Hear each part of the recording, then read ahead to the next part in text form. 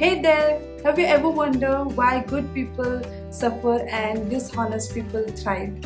Why is it people who do always good in their life tend to suffer and not get the products of their actions?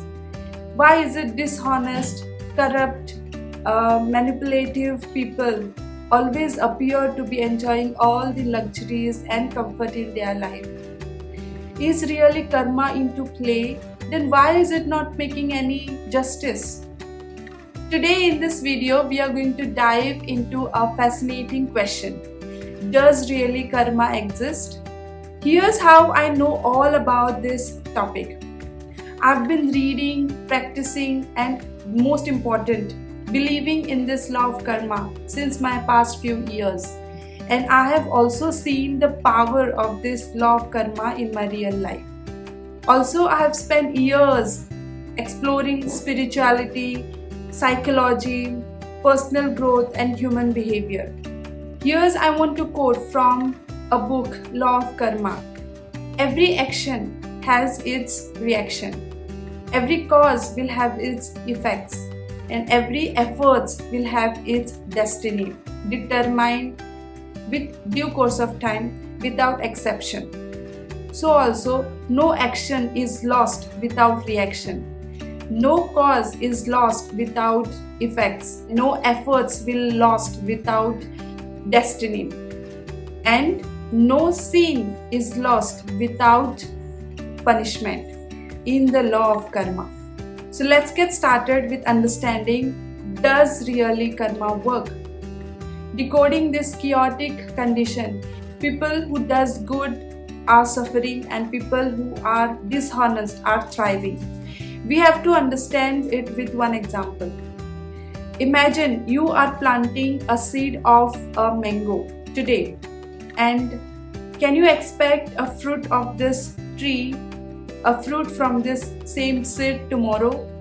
Of course not, right? Because growth takes time. Yet, when it comes to our own actions, we are impatient to get the results. We want instant result of whatever actions we are taking.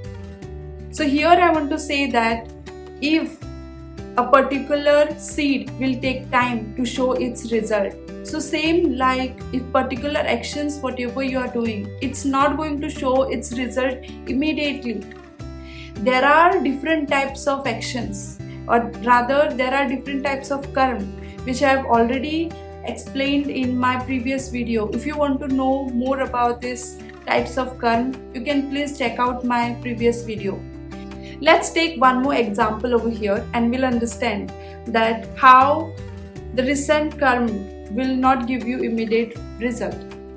So imagine you have a storage tank, and storage tank is such that from top you have to put the grains and down there is a hole from where you can get your requirements. So imagine in the same tank there is full corn grains we have put. Now when you take out from the down, what will come is the corn. Now in that same tank you have put wheat grains. So when you will take from this tank from down, what you will get is not those wheat but already which are stored, the corns, right? So likewise, how this particular tank is functioning, where whatever is there present previously are only going to give you at the time when you require it. So same way, when we do today action, how can we expect that tomorrow itself we are going to get the result of those actions only, and we completely forget that whatever actions we had taken in the past, we are not only getting the result of the present life karma or present life actions, but we are going to get the result from our previous life as well. But we never pay attention to it. We just say like today we have done the actions and tomorrow we have to get the result. There are certain types of actions, like for example, if you feel thirsty, you are going to get the result at that moment and you just drink the water. But that is a different types of karma. But here what I'm talking about, like there are some actions which requires time to get its result or to give its fruits. So People who complain that people who are actually doing great right now, or they are always behaving good, they are not going or they are not getting the good result, is because we are just seeing their present karma, and we completely forget and ignore what they must have done in their past life or in their present life only at the starting. We just completely forget about it. To make you more clear about this concept, in my previous video I had already spoken about a king Dhritarashtra.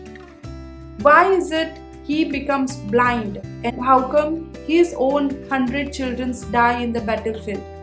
So that was explained very clearly.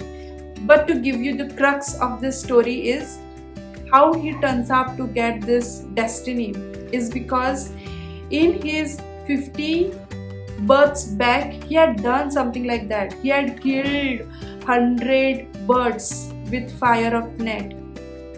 And how he become blind is because from those birds who managed to fly, they all became blind. If you want to know in detail what exactly happened, you can just check out my previous video. But the conclusion over here is no one is going to escape from their actions. If you do something today, you are going to get its result. Maybe today, tomorrow, or maybe even after your so many births. But no one is escaped from their actions. It's said that we have free will to do any actions, but we should be very conscious about if this work we do, or if this task or this actions we take, then will be okay if I get the result of it in the same direction. So that we have to take, that we have to understand, that we have to actually think about before taking any action.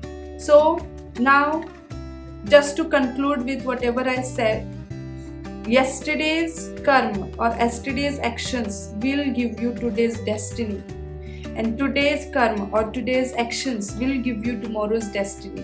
So be very conscious about what actions you are taking. If you get the result in future, will you be okay with those same result? That you just reflect on and then you take the actions. If you want to know more about the same concept, you can check out my previous video. The links of these videos I will give in the descriptions below. So here I end. I'll see you in the next video. Hare Krishna.